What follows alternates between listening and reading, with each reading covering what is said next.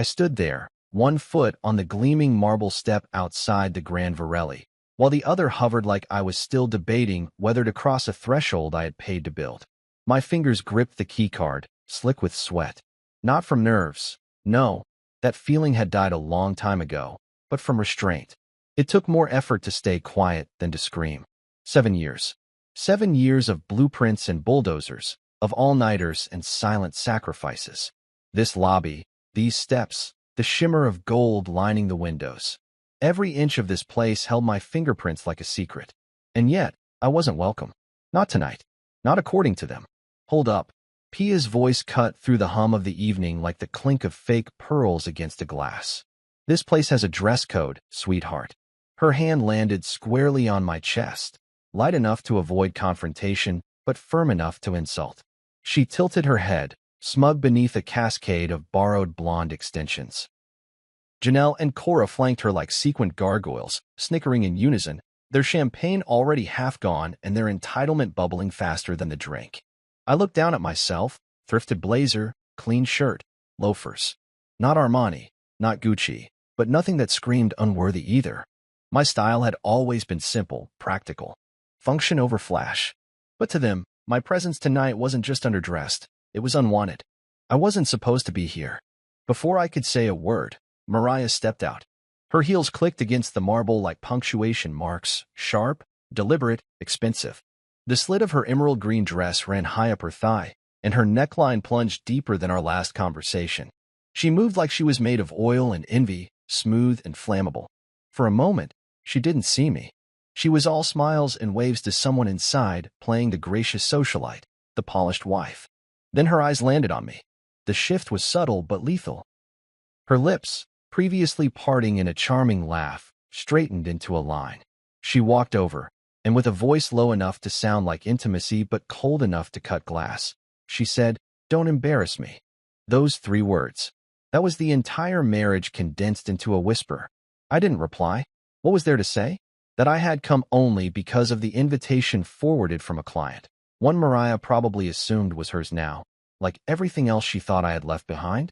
That I was curious to see how far the illusion had stretched. That I wanted to see her with the mask fully on, in her kingdom of pretense. She didn't wait for a response. She turned to rejoin her circle, assuming her message had landed. But I didn't move. Not backward. Not forward. I stood exactly where I had, card still in hand, letting the silence stretch. Janelle leaned into Pia, whispering something they both found hilarious. Probably about the blazer, or the fact that I didn't retaliate. They thought I was harmless. Laughable. A punchline that had wandered onto the wrong page. I should have been angry, but all I felt was a quiet, rising calm. Because I knew something they didn't. I knew the punchline. And the thing about punchlines? They land harder when the room thinks you're the joke. They didn't know this sidewalk they were guarding like palace gates had once been a mud hole, and I had signed the first check to break ground on this property before the name, Varelli, was even decided. They didn't know I'd reviewed the first 5 mock-ups of the fountain behind them, or that I'd personally vetoed the 6th because the granite looked too cold.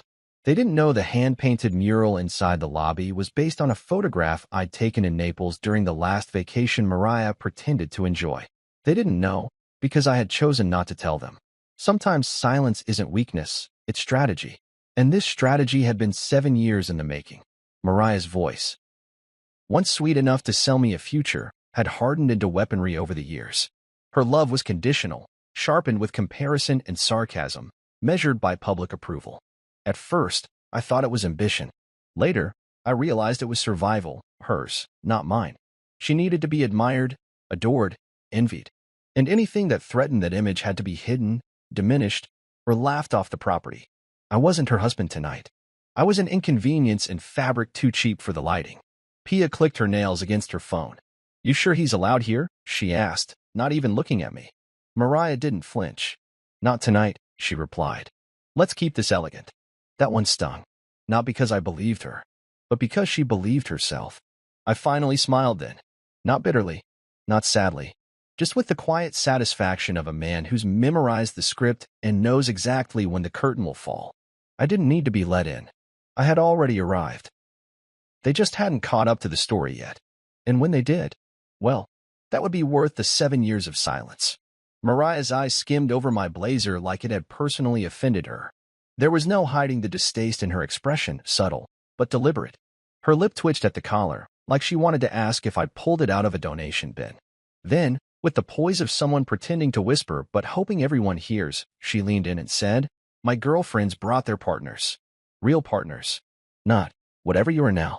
She stepped back before I could respond, pivoting on those crystal-embellished stilettos like the insult had been part of some practiced choreography.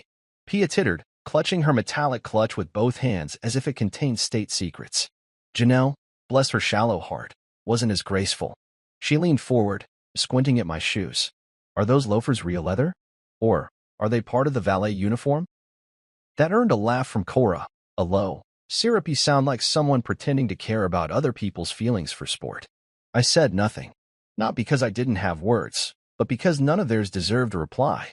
The lobby beyond them looked exactly like I'd envisioned it when the idea of the Grand Varelli was nothing more than scribbles on my tablet and heated late-night calls with architects in Milan.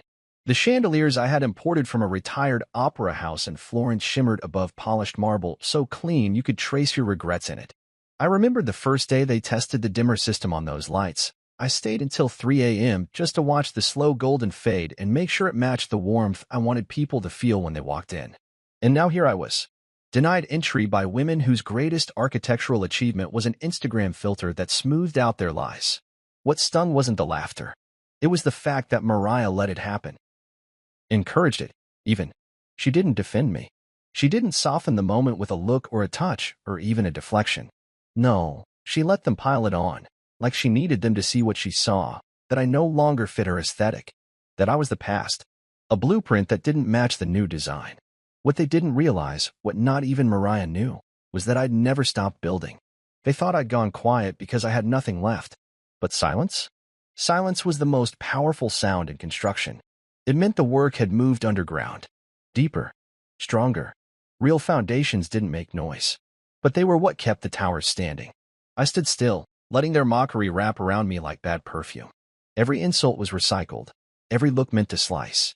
Pia reached over to pluck imaginary lint from my sleeve, muttering, "You could have at least rented something. This isn't exactly backyard barbecue attire."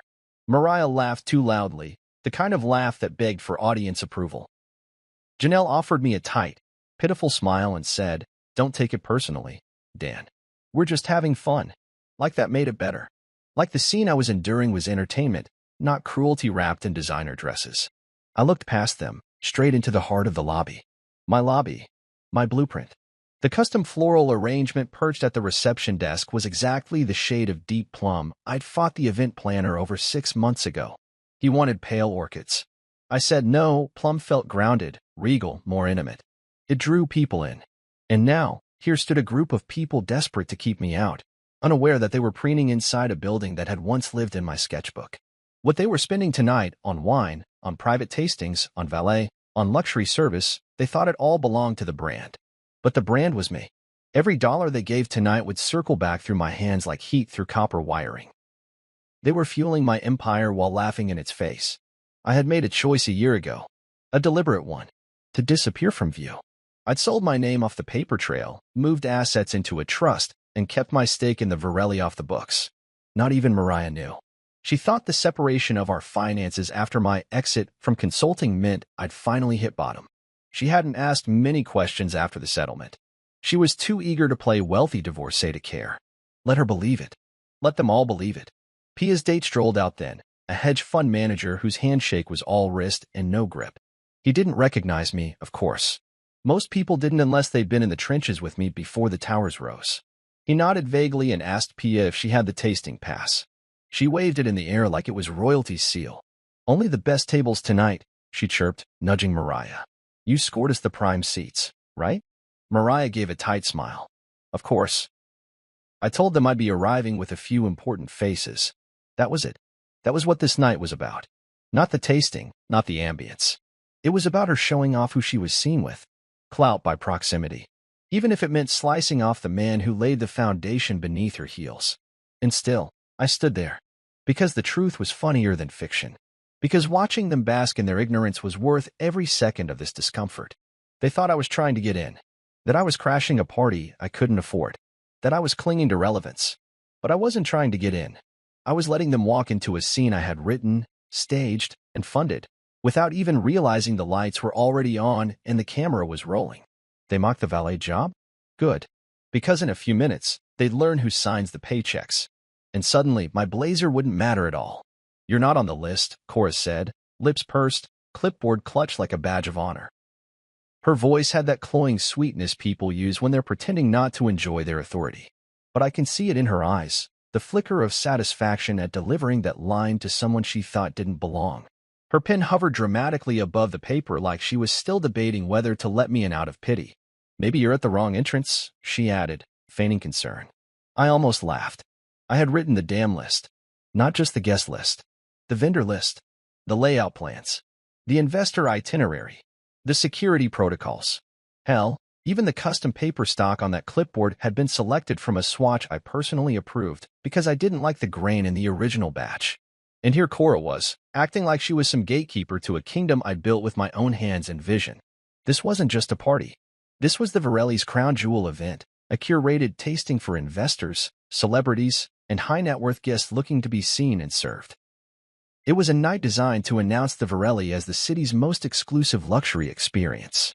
What no one knew, at least not yet, was that the man standing outside in a second-hand blazer and calm silence owned a controlling interest in every bottle of wine about to be poured, every amuse-bouche on silver trays, every contract signed in the follow-up.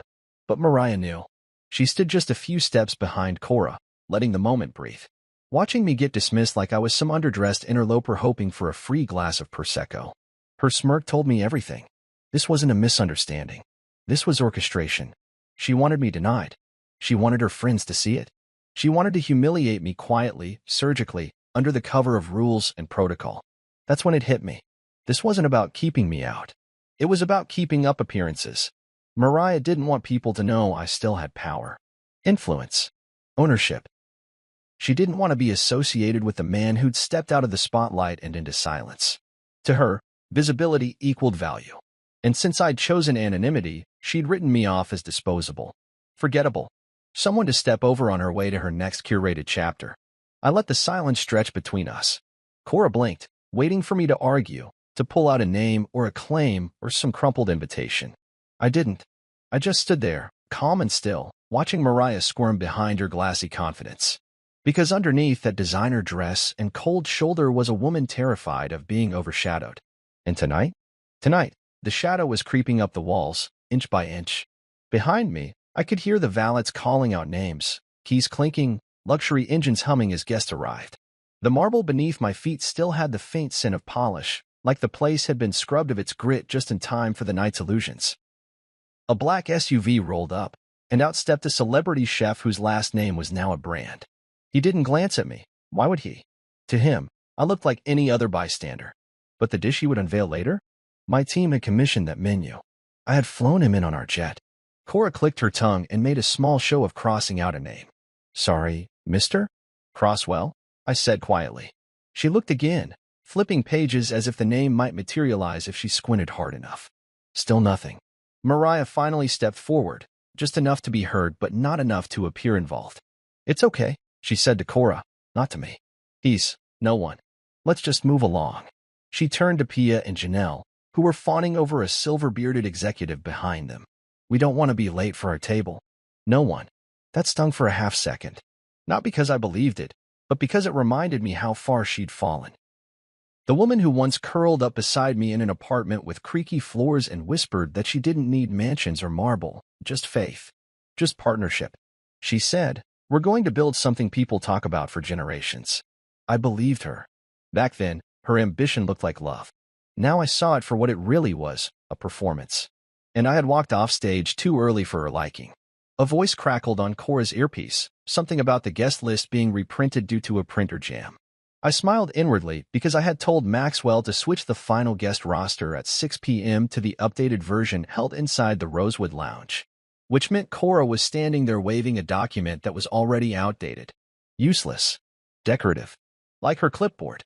Still, she tried to maintain her air of importance, shielding her eyes from the lights above. You'll need to step aside, sir. We can't hold the line. I'm not holding anything, I replied. Mariah narrowed her eyes, sensing something shift. She wasn't sure what yet, but her instincts were too sharp to ignore the tone in my voice. I saw the exact moment her certainty cracked, just slightly. It was in the way she licked her bottom lip, quickly, like she was trying to reset her smile. Janelle glanced between us. Is this getting weird, or? I gave them nothing, just a nod, then turned my gaze toward the double doors that separated the lobby from the lounge beyond, where the Reales lived, where the real guests mingled, where the night would truly begin. You don't belong here, Mariah finally said, her voice low. Meant for me alone. It was less venom now and more desperation. A last attempt to anchor the narrative before the wind shifted. I met her eyes and held them for just a moment too long. Long enough to remind her of everything she had forgotten, what I had built, who I still was, and how little she actually knew anymore.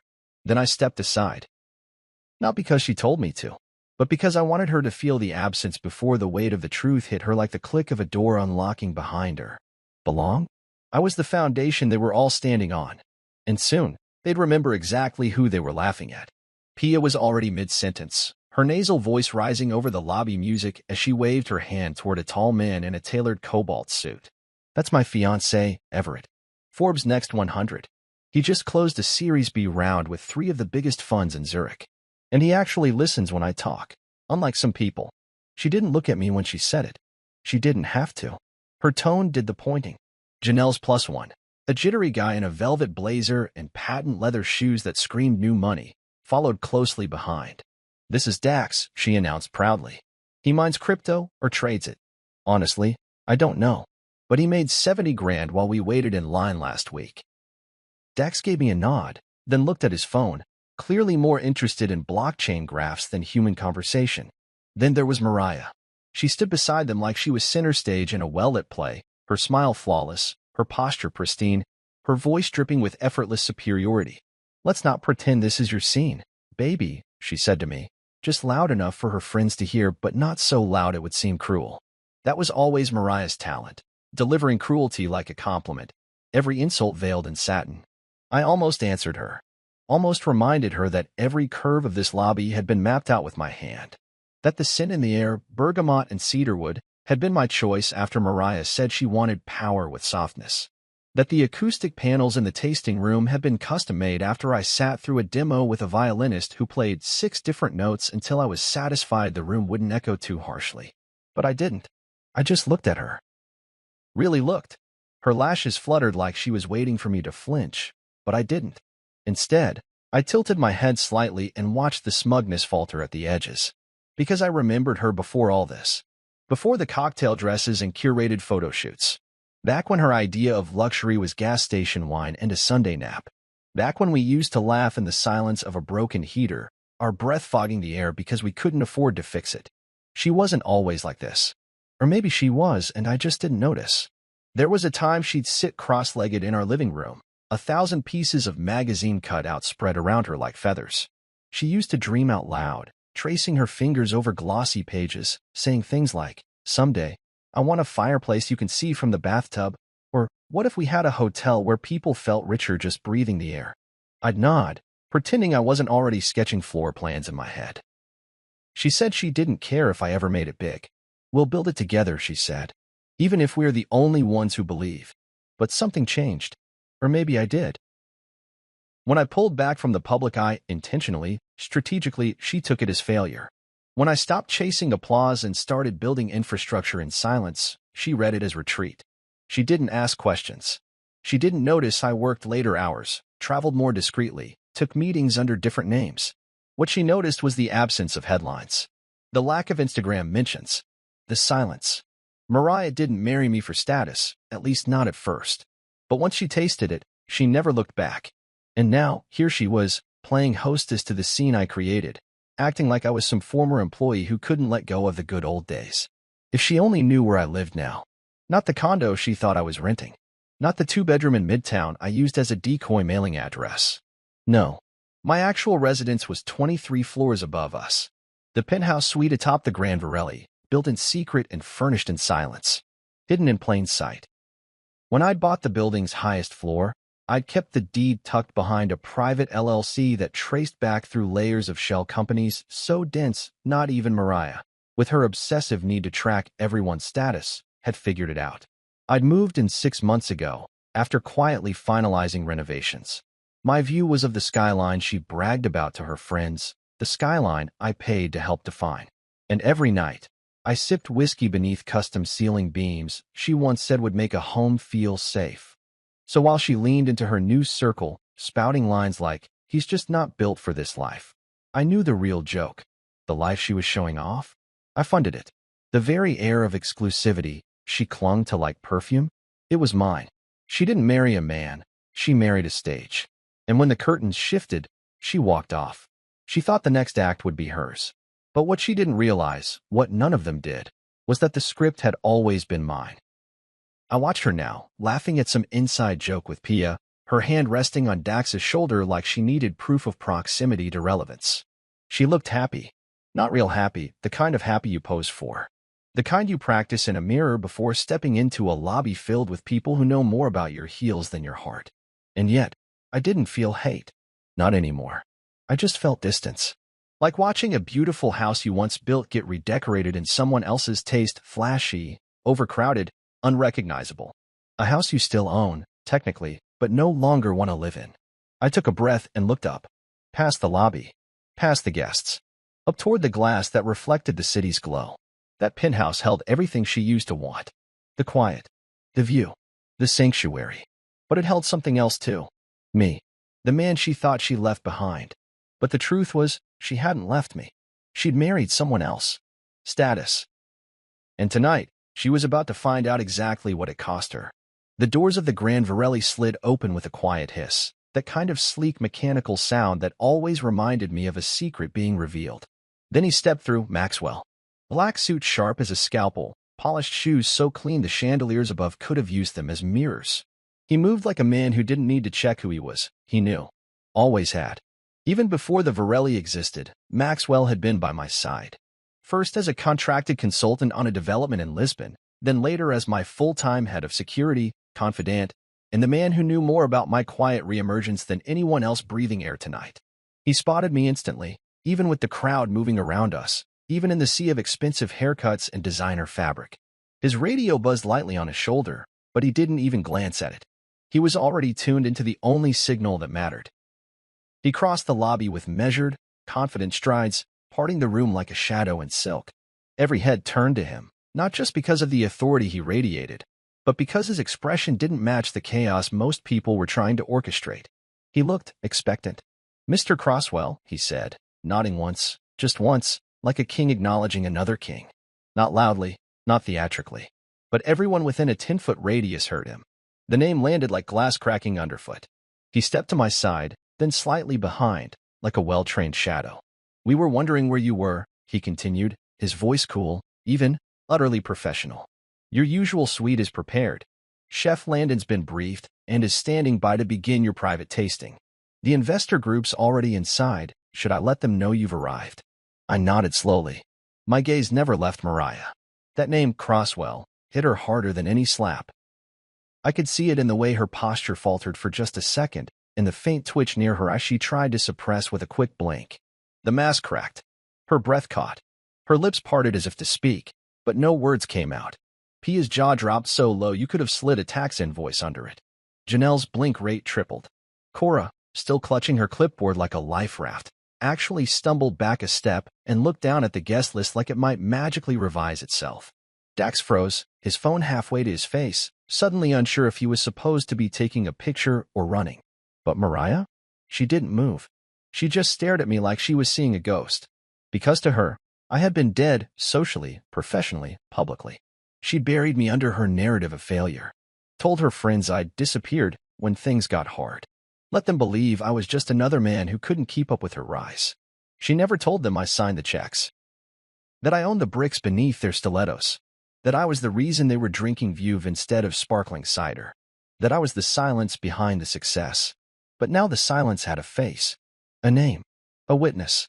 Maxwell stood firm, professional as ever, eyes flicking to the stunned circle of guests with quiet scrutiny. He didn't smirk. Didn't need to. His tone was like steel wrapped in velvet. "If you'd like, we can have your car brought around to the west entrance, Mr. Crosswell. Less foot traffic. More private." It was the perfect kill shot. The implication was clear. This wasn't just my hotel. This was my kingdom. And if I wanted to disappear, I could. If I wanted to walk straight in, I could. If I wanted anyone removed from my sight, Maxwell would see it done with the same grace he just used to gut a room of gossip. I turned my head, slowly, and locked eyes with Mariah. She looked so small then. All the sparkle on her dress couldn't cover the panic blooming in her expression.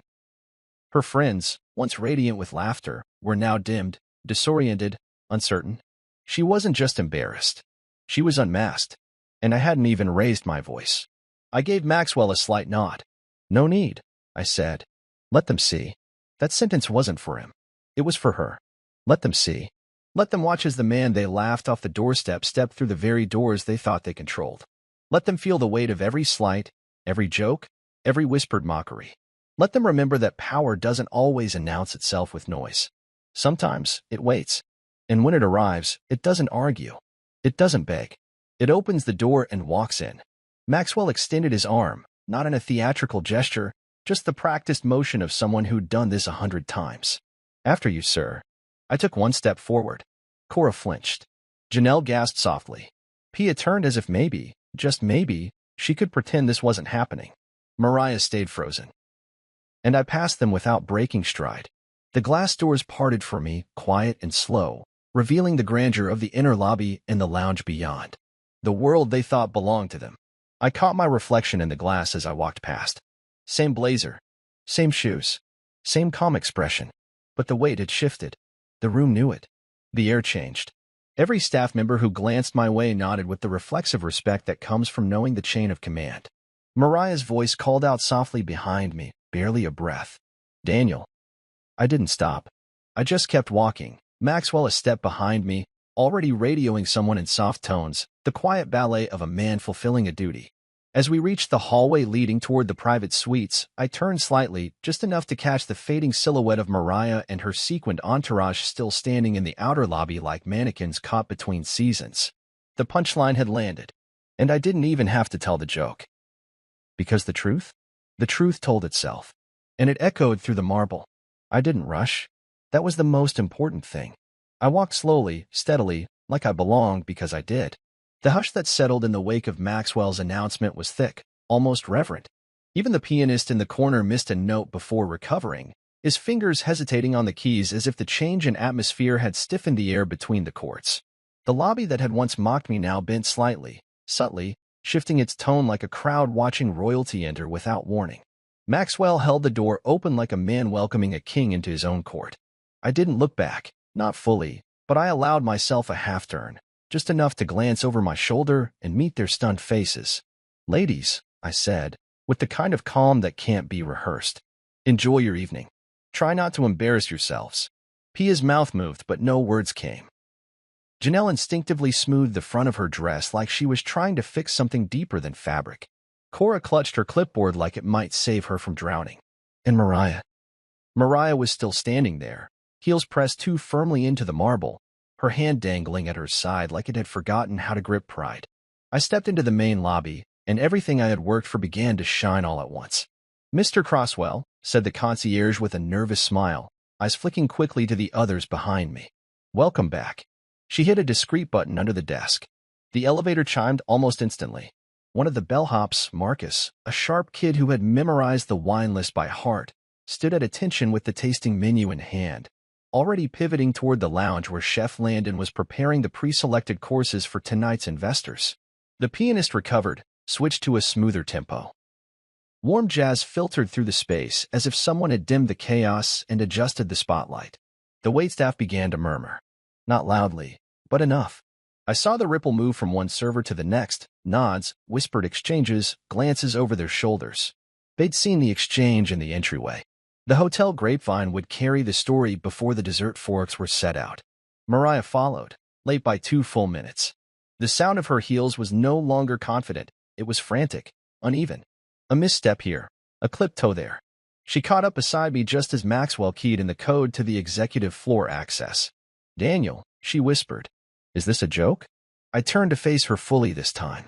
I let her see the answer in my eyes before I said anything. "No, love," I said quietly. "The Grand Varelli is mine. Always has been." She blinked. Once. Twice. as if her lashes could erase the reality in front of her. That's not. You said you were working on something small. You said.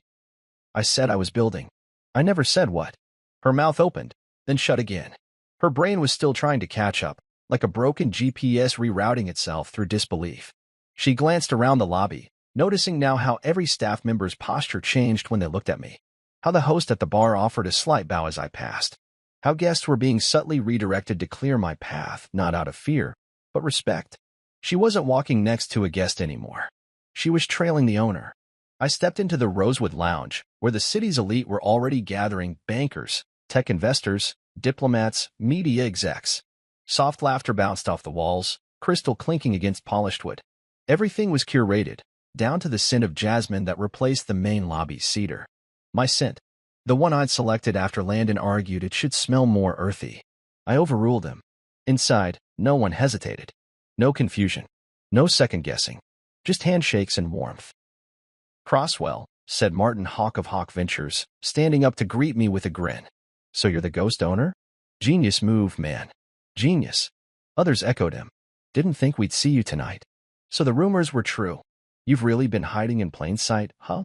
Mariah stood just behind me, stiff as a mannequin. I didn't introduce her. Not out of spite, but because I didn't need to. She was just another guest now. An outsider in the place she thought she owned by proximity. Janelle and Pia hovered at the edge of the lounge, visibly unsure whether to come in or retreat. Cora stayed frozen in the hallway, her clipboard limp at her side. I caught Mariah glancing at them, looking for rescue. None came.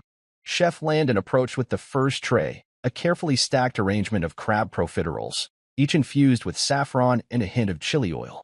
He grinned at me. Ready to start? Let's, I said. I took my seat at the head of the private table.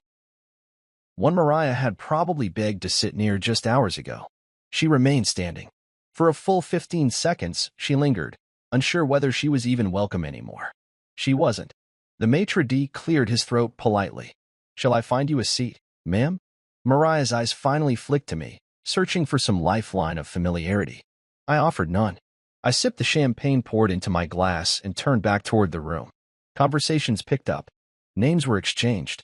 Business flowed like the wine I'd imported from a family vineyard I helped fund 5 years ago. Mariah slipped away, quietly, without a word. She disappeared the same way I once did, only difference was no one noticed this time. Except me. And the truth. The truth had finally come home.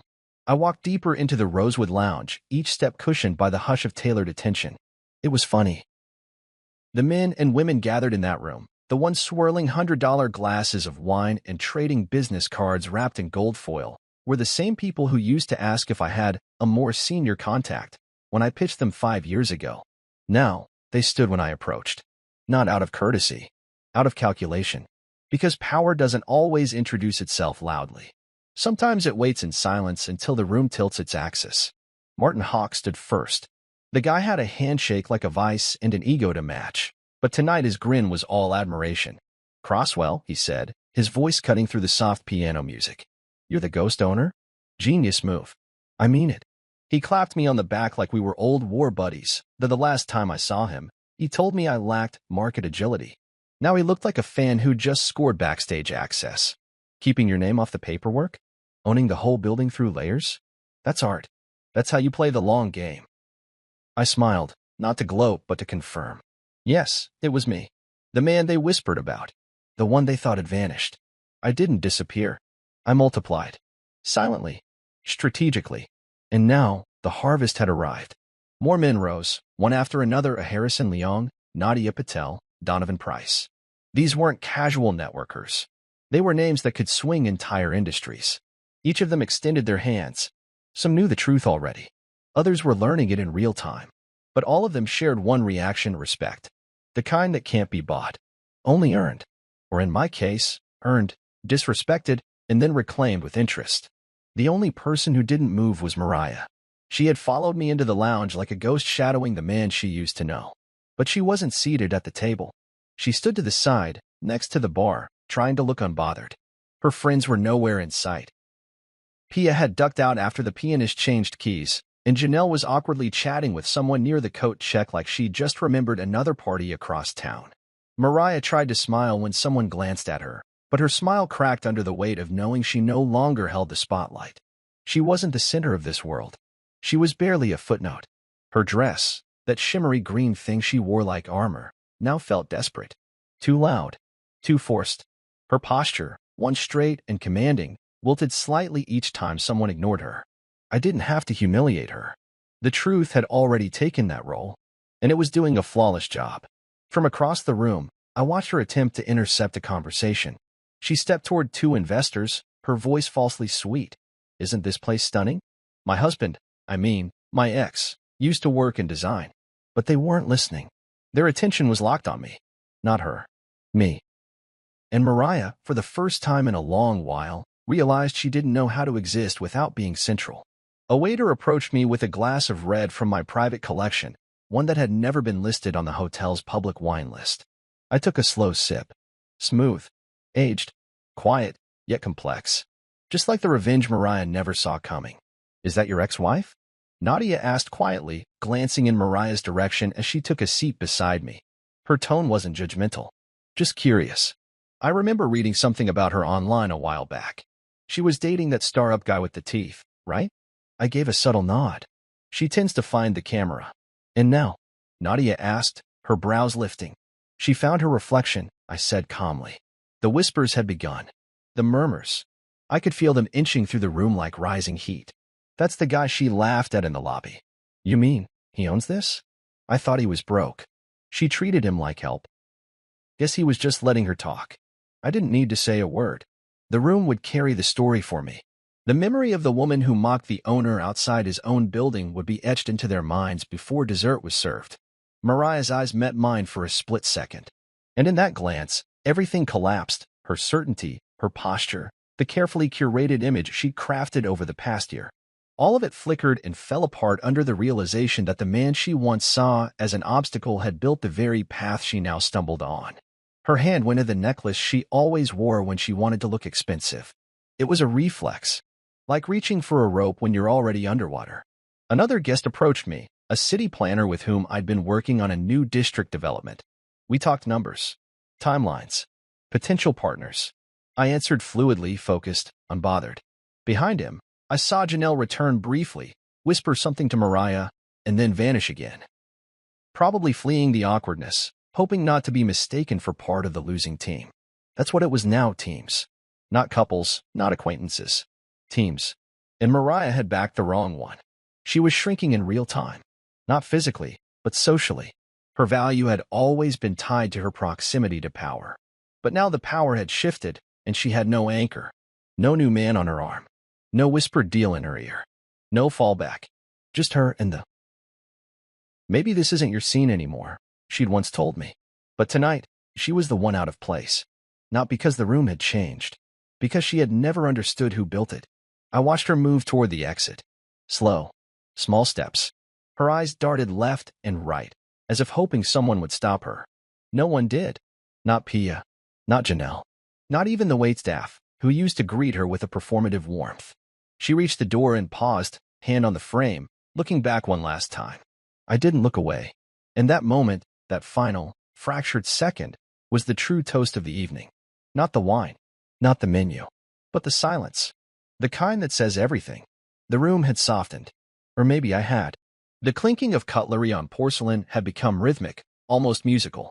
Around me, voices hummed in rich undertones, old friends reconnecting, new alliances forming, money dancing across napkins folded into triangles.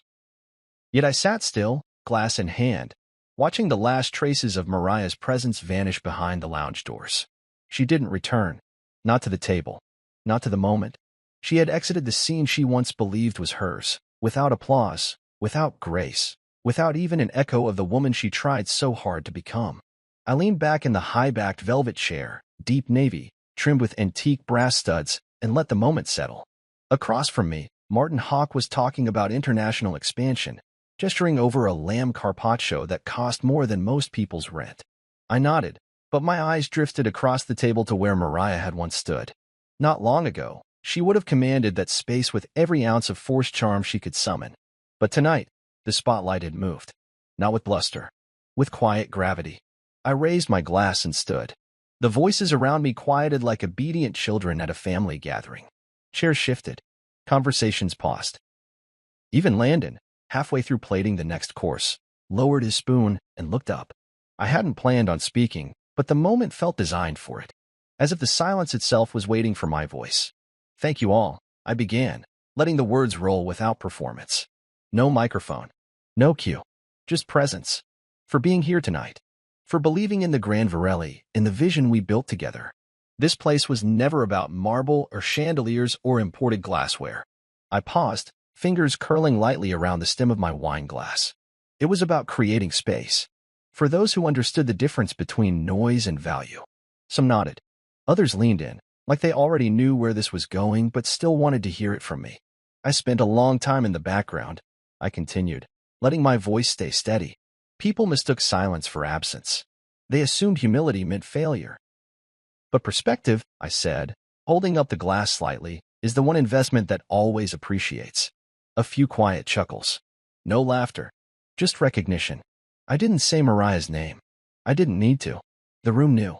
Everyone seated at that table had seen what happened in the lobby, had felt the shift in energy when Maxwell said my name, had watched the mask fall from her face and shatter in real time. And while some might have once applauded her elegance, now they saw the truth. That elegance borrowed without gratitude is just vanity on stilts. I tilted my glass slightly toward the chef's station, where Landon was pretending not to eavesdrop. To those who build in silence, I said.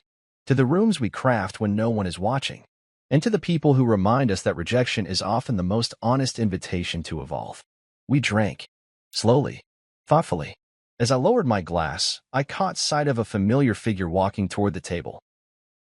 Alan Prescott, a silver-haired real estate developer whose name alone could sway bank policies. But he wasn't approaching me with numbers. He was holding an envelope. Thick. Cream-colored. Sealed in deep crimson wax. "This came from your father-in-law," he said discreetly, placing the envelope beside my plate. I raised an eyebrow. X. Alan smiled faintly. "Still calls you son-in-law.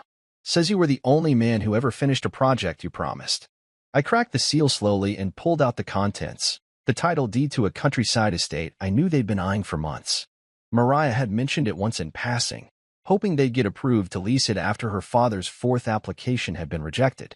She called it a reset space. I bought it the same week. Inside the envelope was a single note, written in crisp penmanship, for the man who doesn't need applause to know he's made a sound. "Thank you." I folded the note and slid it back inside. That wasn't revenge. That was clarity. Her father, stoic, calculating, rarely affectionate, had always seen through the noise, even if he never said it aloud. Maybe he knew who had really funded the backbone of the Varelli. Maybe he simply recognized what his daughter had thrown away. Either way, the message was received. Across the table, Nadia Patel raised her glass again. "That was beautifully said, Daniel. You've managed something most of us spend decades trying to learn, how to win without shouting." I nodded. Sometimes you win by letting them think you've lost. Plates were cleared. Dessert arrived, dark chocolate souffle with aged port and sea salt. Landon winked as he passed me, like he was proud of more than just the food. Around the table, the tone shifted from reverence to warmth. My guests were comfortable now. They knew where the power sat. They no longer had to guess who wrote the checks. They could stop pretending. The evening's weight didn't press against my chest. It lifted.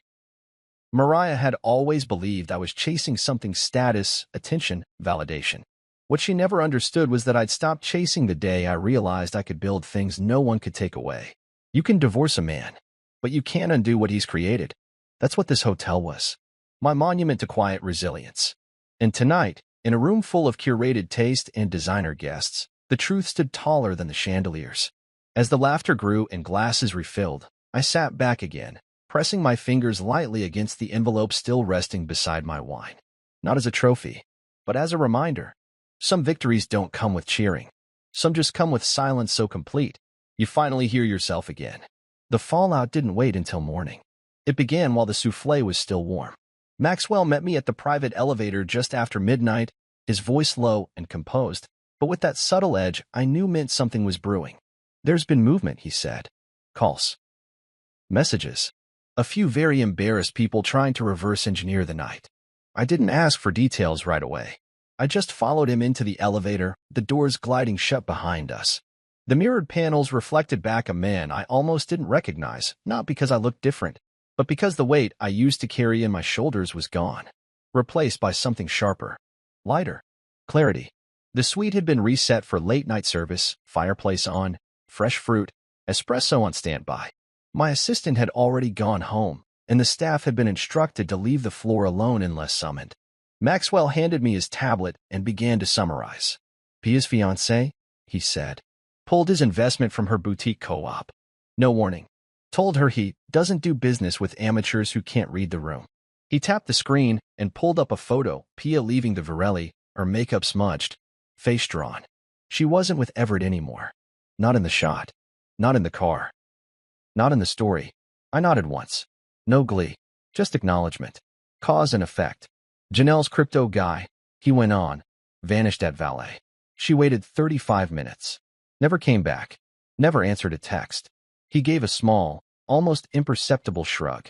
A few guests overheard her say she didn't know your name. Sounds accurate, I said.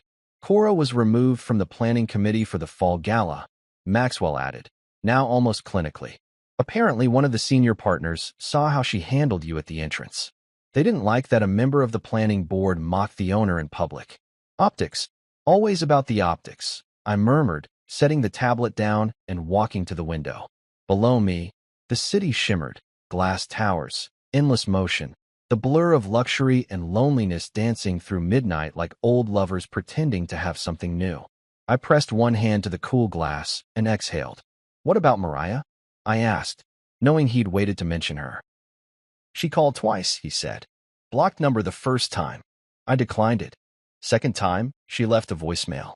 Didn't say much. Just asked to meet. Said it was important. I turned from the window slowly.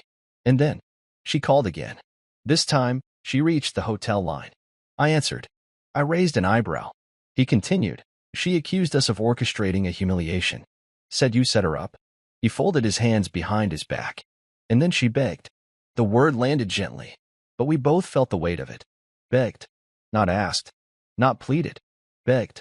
I walked to the bar, poured a small glass of neat bourbon, and stared at the amber swirl before lifting it to my lips. She's not used to losing. She didn't expect to lose to silence, Maxwell said. That was the part that always surprised people. They were prepared for confrontation, for shouting, for lawsuits or ultimatums or some public spectacle. But they never saw it coming when the ground simply disappeared beneath their feet. When no one shouted, when no one fought. Just quiet. Just gravity. Just consequences. She said I humiliated her. I murmured. You didn't, he said. She humiliated herself. You just left the lights on. I nodded again, sipping slowly. Maxwell understood the nuance of this better than most. That's why he was the only one who knew the whole plan. Because he could hold the line between justice and spectacle. Because he never mistook ego for strategy. She'll want to see you, he said carefully. She saw me, I replied. I didn't need a meeting. I didn't need an apology. What I needed had already happened. Mariah stood in a room full of people and saw her reflection for the first time. Not the version she curated on social media. Not the one dressed in labels or polished for gallery openings. But the real one. The version who traded love for clout, intimacy for proximity, and never thought the cost would catch up. And tonight, it did. She lost her audience. And without one, Mariah didn't know how to perform. Maxwell cleared his throat. There's one more thing. I turned. She came back after the lounge cleared out. Slipped into the lobby. Asked for access to the elevator. And she said she left something in your suite. I raised an eyebrow. She's never been in my suite. Exactly. He offered a small smile. She said it 3 times. Like if she believed it hard enough, it might become true. I didn't respond right away. I just walked back to the window, glass in hand, heartbeat steady. She wasn't trying to retrieve something. She was trying to re-enter the story. The problem was, the story had already turned its final page on her chapter. She won't call again, I said. No, Maxwell agreed. But she'll remember. That was the real ending, wasn't it? Not a dramatic exit. Not a slammed door or fiery letter. Just the quiet permanence of being remembered, not fondly, but clearly. Like a lesson. Like a warning. Like a scar that no longer hurts but still itches in the cold. I sipped the last of my drink and stepped away from the window. Anything else? I asked. Maxwell shook his head. only that your silence hit louder than her pride could absorb. I gave him a nod of dismissal, and he turned, walking back to the elevator with the discipline of a man who knew how to disappear. The doors closed behind him, and I was alone again. Not lonely, just alone, with my building, my name, my stillness. I sat down in the same chair where I'd first sketched the model of the Varelli, back when I could barely afford the software license. I opened my notebook and wrote a single line across a fresh page. Sometimes you don't have to burn a bridge. You just stop carrying people across it. The envelope was matte black with a single embossed seal. No note. No monogram. Just wait. The kind that carried closure. My attorney delivered it at 7:32 a.m., precisely when I asked. He didn't knock. Just slid it through the door slot of the penthouse, like a final signature on a ledger that had already been balanced. I picked it up in silence and set it on the kitchen counter beside a bowl of chilled figs I had no appetite for. Inside was everything Mariah would need. The divorce papers, cleanly structured, no theatrics, no long-winded prologue. Just legal language, straightforward and sharp. She would see the clause where I relinquished her name from any association with the Varelli, and the section where I detailed the financial transfer, a silent severance, not a gift. My name was nowhere on the envelope. It didn't need to be. The paper spoke for itself. No speech. No final meeting. Just an end. I moved through the penthouse barefoot, the floor chilled underfoot from the morning's air cycling through hidden vents. Sunlight poured through the floor-to-ceiling windows, scattering across the marble like spilled champagne. I paused at the window overlooking the grand courtyard, where a few early guests wandered in their robes, coffees in hand. They had no idea the building itself was grieving a goodbye it had waited too long to say. Because the Grand Varelli remembered everything. Every word Mariah said in the hallway before she laughed at my shoes. Every snide glance Pia cast like perfume into the air. Every stutter Cora made as she pretended not to recognize me. The marble steps, the oak banisters, the custom glass panes, they all held memory. And memory doesn't vanish just because the people do. I showered and dressed without thought, black slacks, crisp white shirt, no tie. I ironed it myself. The act calmed me, reminded me that some rituals are better done alone. I adjusted the cuffs, then opened the door to the hallway where Laya was already waiting, tablet in hand, eyes bright, posture proud. She reminded me of myself once, when all I had was blueprints and debt and a vision no one respected until it came with proof. "Morning," she said, walking in step beside me as we made our way toward the elevator. "Your schedule today is tight, but controlled. Board review at 11. Urban Commission check-in at 2. And she hesitated, then added, "The lawyers confirmed that everything's been served. As of this hour, you are officially unbound." "Unbound?" I echoed, pressing the elevator button. The word felt clean. Not celebratory, not sad. Just factual. A release from a contract that had long stopped being about love and had become a slow suffocation of respect. She hesitated again. Was it hard? No, I said simply. It was just overdue. The elevator opened, and we descended in silence. As we reached the lobby, staff members nodded as I passed. Some subtly, others more openly now. The mystery was over. I wasn't the ghost in the penthouse anymore. I was the name behind the wait, and none of them would ever mock me again. Not because they feared me, but because they finally saw me. At the concierge desk, I paused. There was a small package addressed to me, no return label. I opened it without ceremony. Inside was a photograph. It had been taken 3 years ago, when Mariah and I stood together in front of the unfinished Varelli shell. Steel beams behind us. Hard hats crooked. She had her arm looped through mine, her smile wide and wild with ambition. On the back, in faded ink, she had written, "We'll build forever, even if no one claps." I let the photo rest on the desk. She'd forgotten her own vow, or maybe she never meant it. Either way, forever had ended. Laya stepped closer. "Want me to throw that out?" "No," I said. "Let it stay. This building remembers. It deserves to hold all of it." We walked through the main lobby, past the Rosewood Lounge, where a new round of guests were being seated for brunch. Maxwell stood near the entry, arms crossed, giving a subtle nod as we passed. He didn't say anything. He didn't need to. I paused at the front entrance. The same doors that once refused me now slid open without resistance. The morning air kissed my face like a welcome home. Outside, traffic hummed and horns chirped, but everything inside me stayed still. I took one long breath, then turned back toward the glass and looked up. The building rose above me like an old friend, one that had endured the worst of me, the best of me, and still stood without flinching. This place wasn't just a hotel.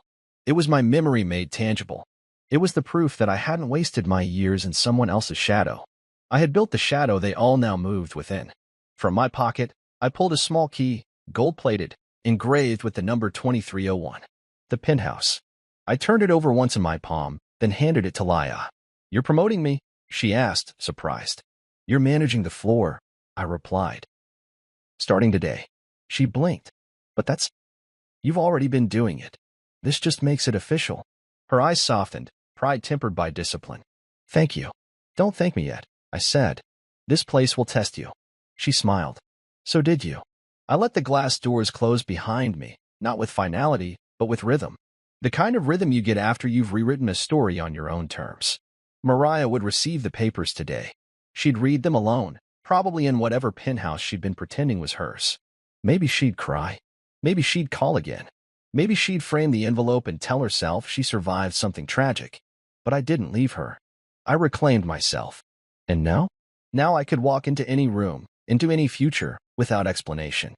Because the only story that mattered was the one built in silence, written in steel and marble, and sealed by a building that never forgot who placed the first stone.